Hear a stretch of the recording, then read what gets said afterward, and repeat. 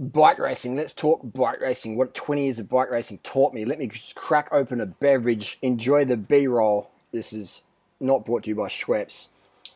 It's a sweet drink here. There's Thai Sprite. I have to report Thai Sprite isn't as sweet as it used to be. Since the sugar tax coming here in Thailand, Sprite, in my opinion, has gone downhill. But this is a sweet drink.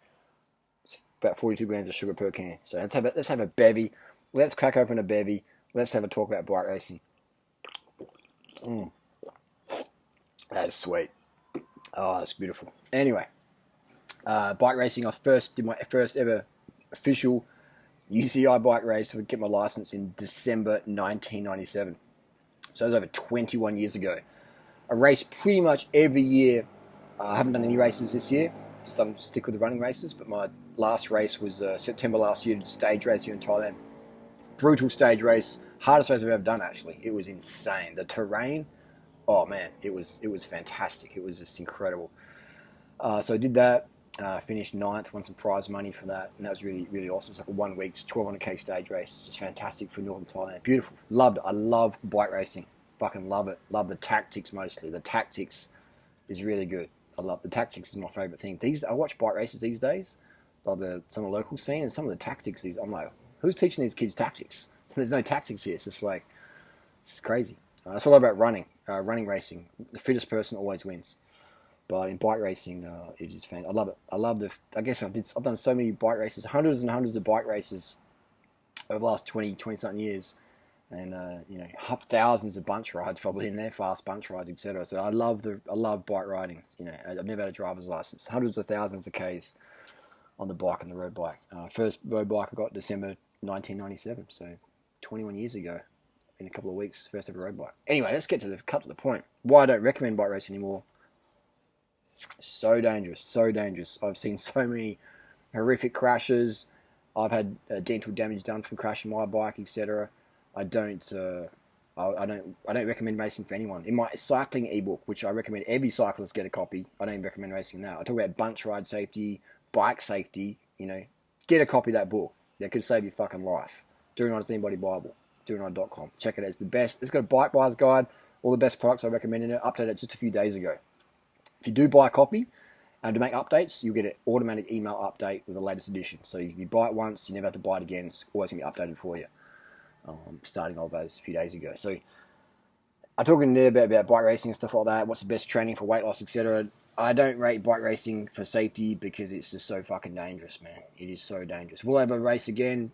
Maybe some like masters racing in Adelaide in the hills. There's got a small group there. It's pretty casual, just a lot of old school races, so it's pretty safe. There's no 20-something kids with a chip in their shoulder or no fear of death in the bunch. So that's generally what I find is what makes it dangerous is the 20-something kids and maybe 19-year-olds, 18-year-olds who just have no fear. They've never had a big crash. They've never seen anyone snap their femur, compound fracture. They've never smashed teeth out or busted an eye socket. They're just going for it. Daddy or mummy bought them an expensive bike, 10 grand S-Works, and they're just going for it, and they're carbon rims into the wet corner, just whatever.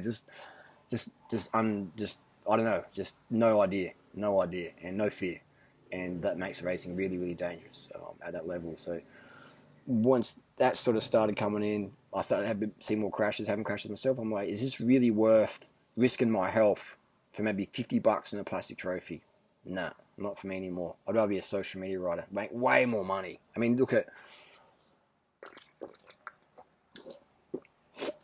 There's not many pro riders who make more money than I do each year, or in the last 5 years, or 10 years, or whatever. There's not many. I mean, pro cycling get paid fuck all. 50 grand, 50 euro, whatever, a year. It's like, fuck all. Women's cycling is even less. So, definitely, I would say the chicks on social media cycling would earn more than most women pro racers. They treat you like dirt essentially, and that's coming from all my domestic pro rider friends, females and males. Just you're basically getting treated pretty trashy. If you can get results, you're in a bit, and they'll give you fuck all for your contract. And if you take heaps of good drugs, you get a better contract. It's really cutthroat. I don't recommend it. I was actually talking to Tori today, having a bit of banter with Tori. She was going to do a race, her first ever race. Coming up. There's a race here in Chiang Mai called the Masters Tour. Hectic, super dangerous. super dangerous race. Tori's like, that's going to be my first ever race. I'm going to do that. And I'm like, you like what? So you got no insurance. 2, you got 0 racing experience. I think Tori said it'd be just like a bunch ride. And I'm like, I'm just like, I'm not sure if Tori's trolling, but it's like, it is not a good idea for your first ever race to do a fucking stage race in Thailand where it's so dangerous here, the roads, because there's dogs running out. Right? Dogs are a fucking liability here if you're in a bunch. Thai riders are really good. They're very coordinated. They take mad risks, but they're very used to 2 wheels growing up motorbikes. But here, dogs. Remember last year I was in a bunch and the dog ran out and actually Tori went down. I didn't go down. I almost went down. Tori went down. She had her head down, wasn't paying attention. And yeah, that was just after I'd been telling Tori, like, keep your head up. She's like, I just want to get home, and then bang, dog, crash. Lucky she didn't hurt herself too bad. When she hit the ground, though, I was like, fuck, that's, but yeah, bike racing, I wouldn't let anyone I cared about race bikes, because it's just so fucking dangerous. Unless the person's already a bike racer and got the experience, because you throw me in a bunch, I'm probably going to be pretty safe because I'm not going to take that much risks. I'm not going to be that trusting of riders in front. I'm probably going to be at the back a bit or a bit to the side, maybe doing extra work, or maybe dead up front, But I'm rarely going to be in the midst of the bunch. I'm going to be in the safety zone. You have to do more work out there, but I'd rather do that just than having these big crashes for plastic trophies. So I wouldn't let anybody I cared about race bikes. If I had a kid, I wouldn't let them race bikes. If I had a girlfriend or a boyfriend, I wouldn't let them race bikes unless they're already experienced it, because it's just so dangerous. And the learning curve is horrendously steep. And so I've had friends who have had horrific crashes in training, going on downhills and stuff like that. So if you do ride with me, you notice I always warn people, chill on the downhill, just because I've seen people fucking get fucked up. And even a guy recently died. One of the lads died unfortunately, I think it was in Spain, on downhill, just out for a ride with mates, too fast and downhill, dead. Very unfortunate. So life is short, man, and it's crazy. You want to do competitions, do running races, or do Strava KOMs. They're the best workouts, they're the safest, and it's the way to go. So Strava, I'm definitely fitter now from Strava than I was when I was racing A-grade Div 1 back in the day. One, I've got a power meter, to push myself better because I have a power meter there, and 2, just Strava. You leave it all on the road on Strava. In racing, it's sort of like tactics, there's crashes, flat tires. It's not always the fittest person wins, but on Strava or in running races, the marathon, 5K races, etc., then it's like, big difference. So what I learned for 20 years of racing is I wouldn't recommend racing to anyone. If you do want to get into racing, though, you're getting too safe during a ride. You're getting too safe, mate. I want to break some legs. I want to break some eye sockets. I want to fracture my pelvis and get some dental damage and scar my face. I know a big scar across my cheek from my training and doing it. I have some character there. Okay. Then I would recommend getting into cyclocross. Cyclocross, at least if you crash in cyclocross, you're on dirt. You're probably going under 30k an hour. It's probably pretty soft. There's not much concrete in the cyclocross scene. So I would recommend cyclocross racing. I reckon cyclocross racing would be a great transition to road racing. Cyclocross. I wouldn't recommend cross-country mountain bikes. That's fucking. I've done some teeth work in cross-country. I recommend cyclocross. I race cyclocross. I remember doing the first ever cyclocross race in South Australia back in 7 years ago in 2011. And first ever cyclocross race in SA, and it was so much fun. I even raced my bloody Canada road bike there. This is before anyone was pretentious on Instagram, posting pics of their cyclocross bike and Rafa jersey and thinking they're the fucking dog's balls. But yeah, it was good fun, very good fun. So cyclocross is fantastic, fun. And let's talk about why are so many roadies so fucking pretentious, and when did that start? Was it because of Instagram? Was it when Rafa jerseys came out, or pop helmets, or $400 Oakley jawbreaker glasses? What caused... No. Pretentious roadie fucks have always been around. Ever since I raced back in the 90s, you had these cliquey, pretentious fucks who wouldn't really fit anywhere else, so they got into road cycling somehow, or... and I think probably the caffeine doesn't help with that. People get all really bitchy and snitchy and stuff like that. But now with Instagram, it's like you see people out there riding no gloves. No gloves means for me no brains. Or there's got these uncut slam steerers, and it's like fucking hell. They're like, oh, because it's resale value though. Like if you cut your fork, then your resale value is less. They've got a $400 helmet, and they're risking their life with an uncut slam steerer to save a few bucks for resale value, and they're using a $400 helmet or a $400 jersey. And it's like, what the fuck? Like, no sense there. No sense. No sense at all. So never ever ride an uncut steerer slammed. Ever. You know, friends don't let friends ride uncut steerer slammed. Unless you've got a massive deep plug in there. Okay. But these are standard plugs that come out. Most bikes, they're dodgy anyway. So you definitely slam it, cut it, put your plug in there. Alright? Or put a long plug in there. Don't have these fucking 10 mil plus of spaces above your stem. It's dangerous. And you're a fucking noob if you do. All us old school crew go fucking noob. Uncut steerer. So when did you start riding? 2012 or what? You know, it's like crazy. That's me having my little rant. Uncut steerers do my head in. Same as carbon handlebars. People crashing carbon handlebars. Go, that should be right, mate. Yeah, it's all good. Second-hand carbon handlebars. So fucking hell.